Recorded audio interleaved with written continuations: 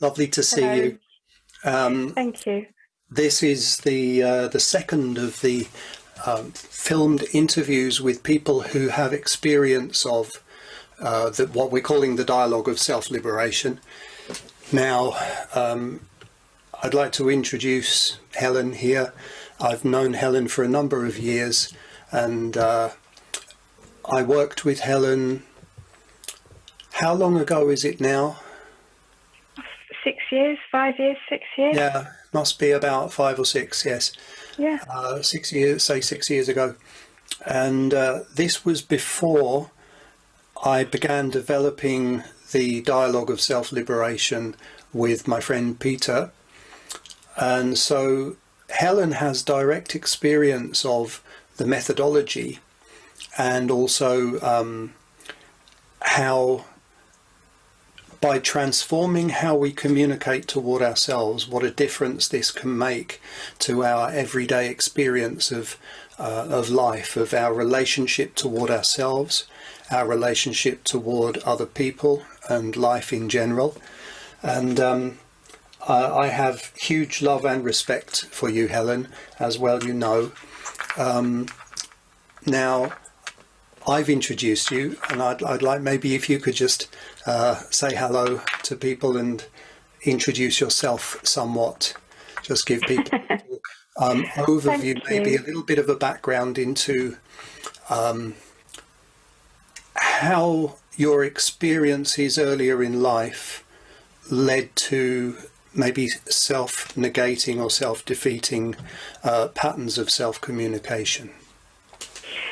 It's such an honour to be here. It really is. I love the name Dialogue of Self-Liberation because it's just so fitting, so appropriate for, across every level of this.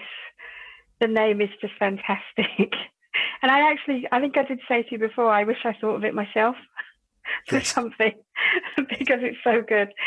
But no, it's so appropriate. I started out life, I came into this world born with a condition known as albinism, which means I have no pigment in my hair, skin, and overall makeup, which also means I have no protection from UV rays and harsh daylight. So I have throughout my lifetime suffered quite a bit with those things, but workarounds and modern technology and everything enables me to lead quite a full life now. But when I was younger, I was born into a biological family. My biological family is actually Anglo-Indian.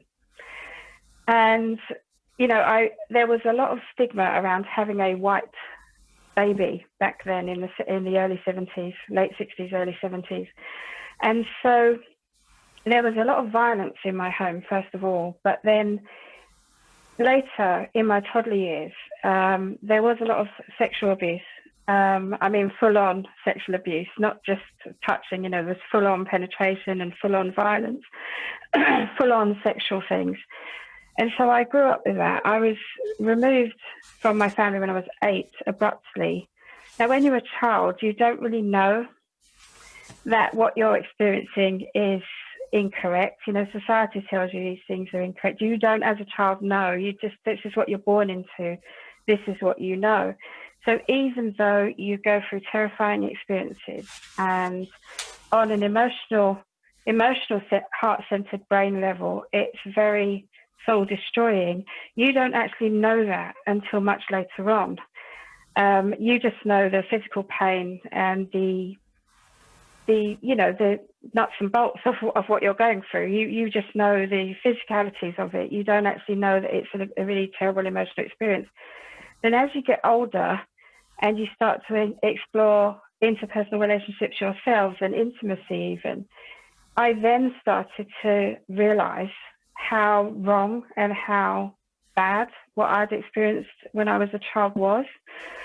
And so I did attempt to talk, but because by then I had gone through foster home after foster home, children's home after children's home, and not really fitting anywhere, no one really listened to a single word I said, unless it was academic, because I was quite the academic genius.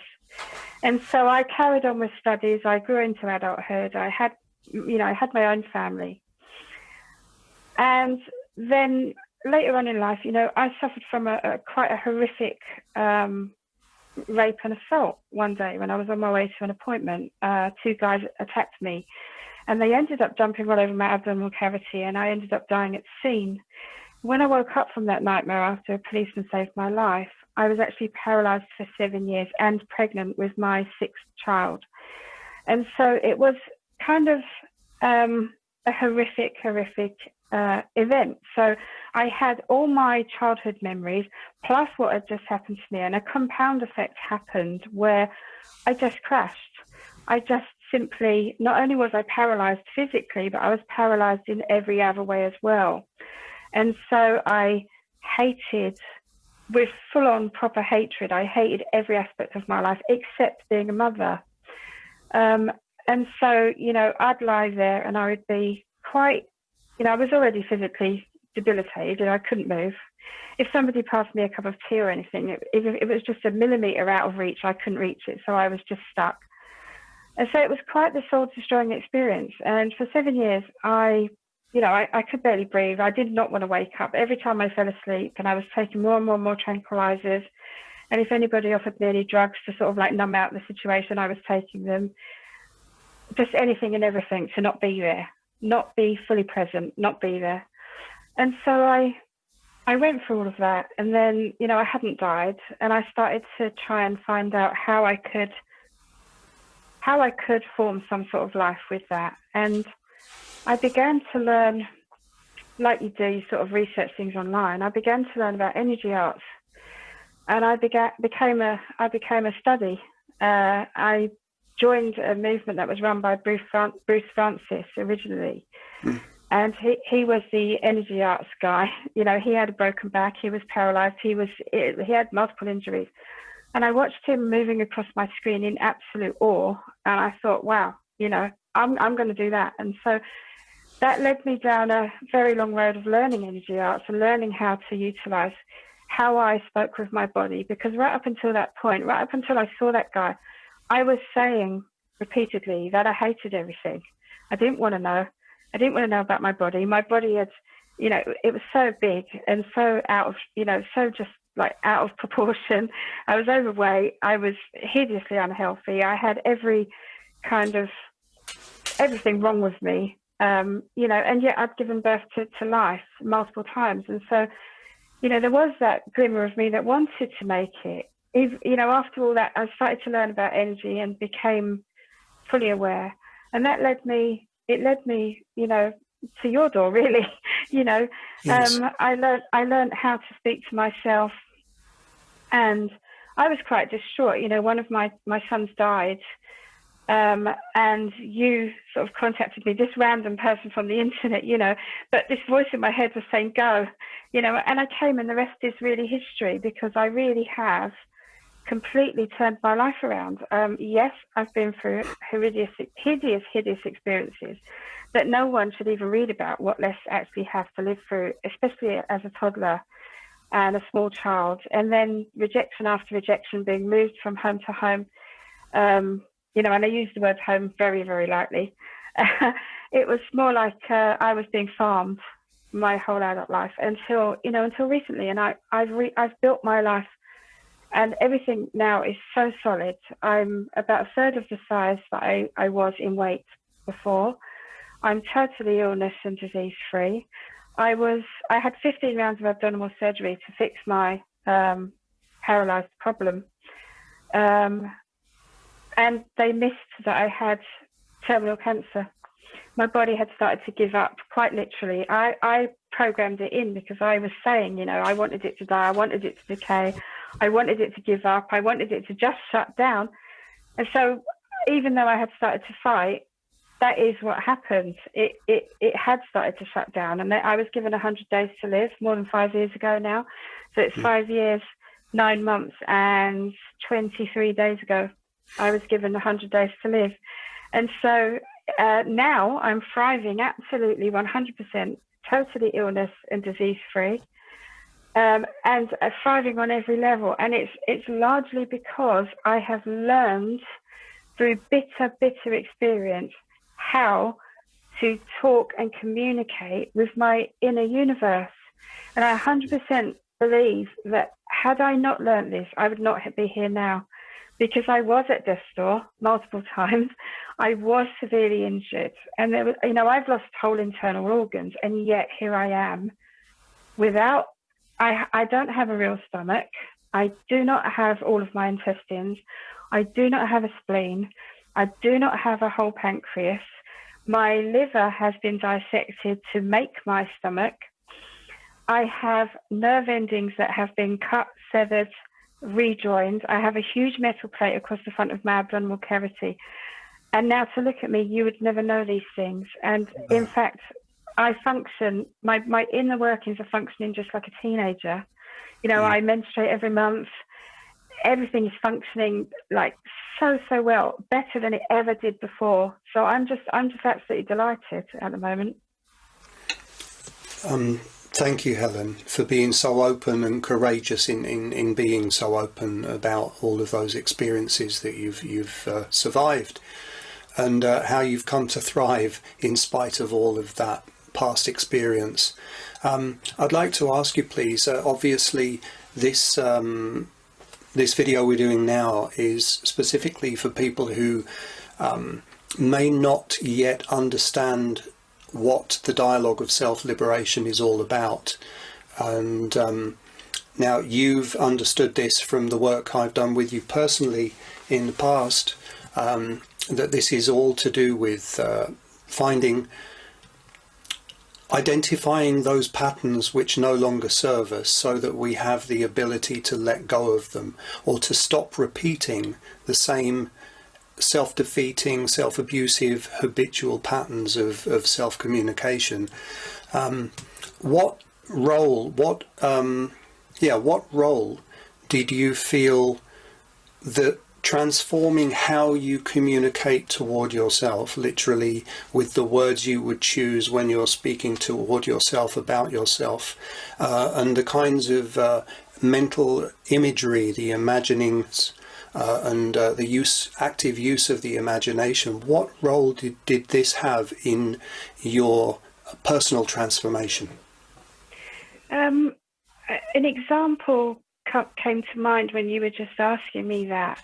When I was paralysed and I was in a wheelchair, I was taken to a rehabilitation centre once it was established that I was actually mentally fighting. And I got wheeled in, and it literally took like 4 attempts to get me through the door because I was that terrified. Once I was through the door, I had a group of people. So there was somebody from the Marine Corps, there was some personal trainers, and there was a medical professional there. And they were all talking like above my head. I was in a wheelchair. They were all talking above my head. But I couldn't hear a single word they said because I saw an athletics track outside of the window. And my internal dialogue was that I am running around that track. And so pretty much everything I did. So first of all, it's the subconscious programming. So I never once had any doubts whatsoever that I was actually running around that track. And indeed, by the time they finished their conversation, I'd already ran it in my mind 50 times or more. And it wasn't long before... Helen, can I ask you a question, please? Sorry to interrupt you, but at that time, you were significantly larger physically than you now are, weren't you? At that time, how much were you weighing? I was over 32 stone in weight. So it's pretty much 109.9 kilos heavier than I am now. Goodness me. And I remember you telling me that you had been told you were confined to a wheelchair and told that you wouldn't walk. Isn't that correct? Yes, absolutely, yes. And this was at the time where that you were being assessed, and yet in your mind you were running around that athletics track. I was. I was. That was the start of it, was it, for you? That was the start of the inner dialogue. So once this voice inside of me that I could do that, and I was doing it. It's not that I could do it. My mind was telling me I am doing it. So that was so overwhelming that I wanted to learn more. I wanted to learn more about this voice, and I wanted to grab it and keep it. You know, I wanted to keep it. Once I'd heard it and I'd actually felt it, I could feel it through every cell, through every hair, through every tiniest little particle of me. I could feel this, the words, I am running. And it was, so this was the 8th of February, okay? And they were all looking at me and they all went silent. And I was saying, no, I'm running around there. And they said, when are you going to run around there? And I said, Easter Bank Holiday Monday. And you know what? I actually did do it. I actually did get round that track. I had to keep stopping and starting, but I did do it because in my mind, I already was doing it hundreds, thousands of times by the time I got to do it. I just needed to physically work on my core, work on my muscles, but it was all from here. Yes. It 100% came from here. So once I'd heard that voice, that was my experience. Once I'd heard that voice and I felt it throughout my entire being, I actively searched out people like you and people like Richard who introduced us. Yes. And I actively searched and searched. I wanted to hear someone else talking like that. Yes. Talking in those terms, in the present, in the now, not in the future, not in the past, but in the now. Now, you've got to bear in mind, I couldn't even stand for more than 10 seconds at this point. And I was so overwhelmed. I was completely trashed. My abdomen was completely blown up. But I had surgery and I was dead adamant I was doing this. I am doing it. I was talking in those terms. So that was my experience into the world of dialogue of self-liberation, really, because I had the experience. It was given to me, divinely given to me, and I had the experience. And I wanted to know more. And so it does generate from in here and in here. You have to feel the now. So in the now, I remember vividly when I first started working with you, I was so confused because I'd had that experience and that experience was profound.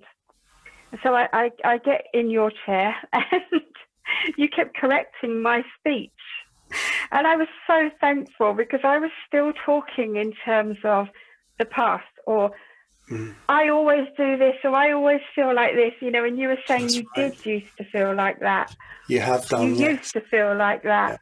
Yeah. You used to be that way, you know, and I'm so thankful because the more we did that and the more you did not allow me to even say one word in the past or anything, it became my subconscious dialogue and my conscious dialogue. And it's now who I am. That's wonderful, Helen. Just to clarify this with the viewers, one of the core principles of the dialogue of self-liberation is to learn how to stop communicating toward ourselves about the past as if it were the present or the future. Because we don't live in the past and we're not in the future yet. We're here and alive now in this moment. So how we are communicating toward ourselves has a direct influence on the way we represent the world around us to ourselves, our relationship toward ourselves, about ourselves, and also how we relate to other people as well. You know, the most beautiful thing about doing this and being fully present in every moment is you're bringing the world in here. You're not actually experiencing the world on the same level that you were before. You're actually bringing it in here. And when your mind is in gratitude within the present moment, it's actually impossible to hold any negative thoughts or feelings in the same moment.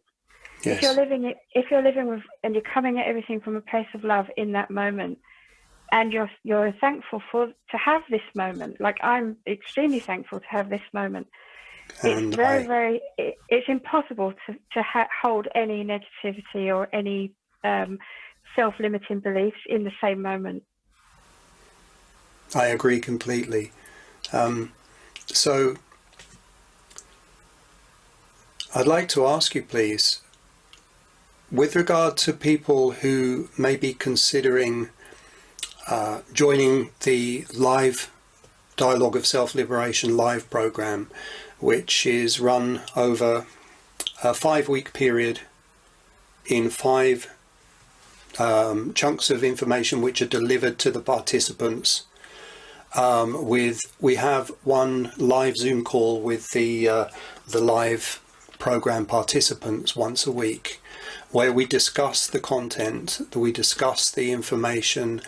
We also provide a variety of guided visualizations in the form of recorded audio files. And what would you say to people that were considering joining the live program, that were listening to this for the first time and thinking, well, how do I communicate toward myself? Would I benefit from engaging in the Dialogue of Self-Liberation live program? What would you say to those people? In this day and age of connectivity and majority of people taking their businesses and their coaching practices online, there is it's an overwhelming sea of choice available, but there is absolutely nothing like this available elsewhere. From my own experience, and I am a mentor and coach and an inspirational woman in my own right now. So I can honestly tell you that having been in this business for a while now, there isn't another program like this available. And you're such a calm, enhancing, inspirational presence that I think that if people have the opportunity to work with you, they should grab it with both hands, because within 2 or 3 sessions, their lives are going to be dramatically altered. Just through their own power, they're going to be empowered to change things for themselves. So it's very important to understand that you won't be doing the work for them. Absolutely. They will be doing the work for themselves, but it's so liberating and so empowering, hence the name and why I love the name. You won't be holding hands and sort of painting things pretty colours, but you will be installing the subconscious programming for people to change their lives. And this program absolutely 150% works on every level. Thank you very much, Helen. I'd like to ask you as well, how would you explain the benefits of TDSL to a friend? To like, if I was going to explain it to a friend, I would just be saying, please, like, because I actually do how you spoke to me when I was going through crisis after crisis. I do talk like that now, and I know that it drives people insane, or I know that it has in the past driven people insane, because you find yourself correcting. But once they get past a certain level, they then want to know more. And so it's in my personal life now, I do talk about the Dialogue of Self-Liberation like pretty much every day already. So it's a very easy question to answer, really. I just go for it and explain how empowering it is to have a dialogue with your inner workings and your inner mind and your inner body, rejuvenating yourself, your cells and your fiber from your mind. It's an extremely powerful thing. And where I have recovered from so much in my life, and I'm very open about sharing these things, people want to know how I've done it. And, you know, when I sit down with them and I say, this is how I've done it, this is primarily how I've done it, then people do want to know more. So, you know, so I do already share on a fairly frequent basis every week, every day of every week. I know you do. I feel that everybody should be looking to do this right now, especially with all the craziness that's going on in the world. Stop focusing outside of yourself. Energy emotion is emotion. Energy emotion. Put your emotion in here and build yourself, and then you can tackle absolutely anything. And the reason why I know that is because I've done it. Absolutely, Helen. One of the core principles of the Dialogue of Self-Liberation is to do with compassion and developing genuine self-compassion, and also forgiveness and self-forgiveness. Now, when we've been acting or when we've been communicating in cruel and spiteful ways toward ourselves, that's certainly not compassionate behaviour. That's spiteful and abusive. And yet, by understanding how to stop doing that, by stopping it, the stopping of it becomes an act of self-compassion. And therefore, if we can understand how to become more compassionate toward ourselves, then we have an opportunity to radiate genuinely compassion in our dealings with other people and the world, excuse me, and the world around us in general. And therefore we have the opportunity to lead by example to other people. And I remember saying to you years ago how obvious it is to me that all of the experiences you've been through in your past have prepared you to be a guiding light for many, many other people, to inspire other people, to help them to understand that they also can transform every aspect of their experience of being, and to arrive at a place within themselves where they can genuinely celebrate their uniqueness in this whole world. And by doing so, as we describe in the dialogue of self-liberation, is what we refer to as passing the baton.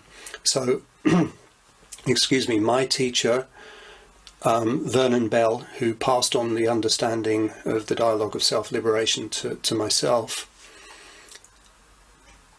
led by example to me. He taught me something of great value. I have then acted upon something he said to me in his hallway when I was leaving his house one day.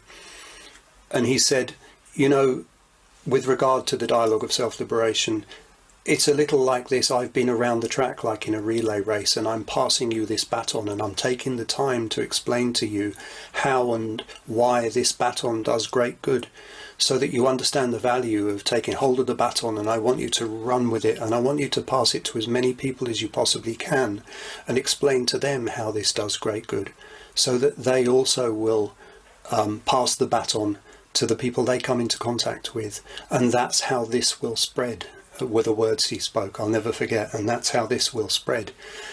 And so what myself and Peter are doing with the with distilling all of the understanding and the methodology and the principles of the dialogue of self-liberation in this way, to deliver it to many more people in this way, is in the hope that everybody who engages in developing the dialogue of self-liberation for themselves will, through liberating themselves, understand the value of passing this baton further on to the people they come into contact with. And I know that this is exactly what you're doing now, is how you're living your life on a daily basis. And I know that you're speaking now to many, many people about your own inner transformation. So, yeah, feel free if you'd like to comment on anything I just said there. Thank you. Well, I was totally trashing myself. I was totally abusing myself, mentally, spiritually, in every way. I was attracted, this was after I could stand and move about. You know, I was still had the old pre-programmed things in my mind where I was attracting people who were compounding the effect and sort of making me feel, you know, made to feel worse about yourself. And, you know, I was in the position that a lot of people are in right now. You know, I was like, oh, well, this is my lot. I'm just going to get on with it, you know. But life doesn't have to be that way. You know, I walk into a room these days, and for a very long time now, I walk into a room and everyone is, you know, that's the lady. And they come and is there anything we can do for you? Would you like a cup of tea? You know, and they're super ultra polite, and it's the whole thing is really respectful. Now, friends who observe this ask the question on a fairly consistent basis: how is Helen doing that? How is Helen doing that? And I'm not doing anything special other than having the absolute utmost respect and love and care for myself, which radiates outwards wherever I go. And wherever I go, people are asking, your energy, you've just got the purest energy, you know, how are you doing that? And then that gives me the opportunity to say, I would never, you couldn't pay me money to say anything bad to myself, about myself, or for myself now. And I command only the very best of everything that feels like the very best of everything for myself now. And that includes food, high energy foods, people. I'm very mindful of the people who I spend the most time with. I'm extremely careful with myself on every level. And that radiates down and radiates through everything. And so I feel that it's really important to say this, because I never did that before. I mean, now it's my way of life. It's automatic. And the second anyone says anything where I may have a creeping thought from the past come up, it's gone in an instant, because it just doesn't apply anymore. You know, I've been recently in situations where I've been giving public talks and things, and, you know, I've been aware of some sort of other energy that I didn't really want there. And, you know, it started to feel slightly negative. And then I started to think, immediately, like, is it my appearance, for example? Is it my unusual appearance? And then I thought, well, no. What's wrong with you, woman? You know, smile, it's okay, you know. And so things like that, I've never felt like this before. I've never felt so strongly and so passionately about myself before, and able to express that to other people, because you get out of this life exactly what you put in, and that starts with what you are putting into you, really. 100%. What you put into you applies to your emotions, your thoughts, your love energy, your food, the water, everything, on every level. And so the words that you're saying to yourself in your mind, this is the longest and most profound conversation you're ever going to have, because you talk to yourself in your mind far more than you do any other person. Yes. So why wouldn't it be like you're talking to someone extremely precious and extremely important to you? Because there is only one you. So, you know, I say, you know, go learn about the program, follow the program, do the program, and become automatic within your lifestyle, like I have, because it is totally, totally liberating. That's the thing about the method of the dialogue of self-liberation, is it can become integrated and completely filtered through the unique lens of that particular individual's experience. So the dialogue of self-liberation is different for each person because we're all unique. And so when Vernon passed the understanding to me, it's become filtered through the lens of my own experience. So my own understanding of it is my own. I taught the method and the principles to Peter, and his understanding of TDSL is unique to him. And he reflects back to me his understanding, which is enlightening for me, because his perspective is very different to mine, and yet we can discuss the principles so clearly with each other. And it's the same with yourself, it's the same with the other people who've engaged on the live program. Each individual will digest the information and work with it themselves, so it becomes a part of them, absolutely uniquely filtered through the lens of their own experience. It's completely who I am these days.